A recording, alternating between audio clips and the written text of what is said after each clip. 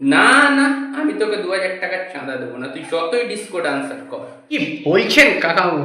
তাহলে পুজোটা হবে কি করে? তাহলে বল, আমার দুটো কিডনি বিক্রি করে দিচ্ছি তোদের পুজোর জন্য। এসব কথা শুনে আমার মনটা পুরো খান খান হয়ে গেল, বুঝলেন কাকাবাবু?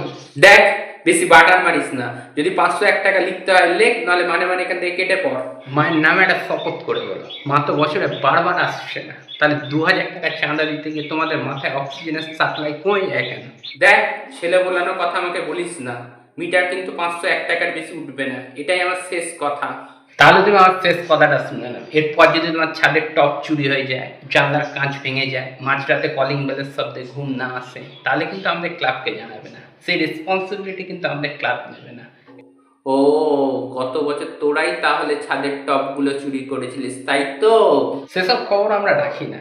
আপনি পাড়ায় থাকবেন কিন্তু একটা সামাজিক অনুষ্ঠানে যোগ দেবেন না, কালচারাল প্রোগ্রামে পার্টিসিপেট করবেন না, এর তার সঙ্গে লড়াই করে বেড়াবেন, তাহলে তো জনরোষ আপনার কাঁধে পড়বেই। আচ্ছা বাপি, 2,000 টাকাটা 1,000 টাকায় নামানো যায় না?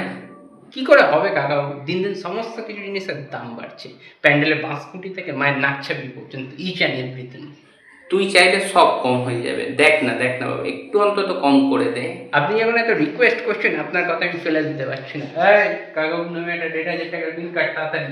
আচ্ছা বাপি, পুজোর 3 দিন তাহলে কি খাওয়া দাওয়া হচ্ছে?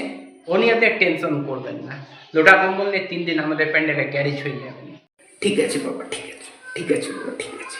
তাহলে চলি কাকাবাবু, পুজো মণ্ডপে আপনার সাথে আবার দেখা হচ্ছে। নমস্কার।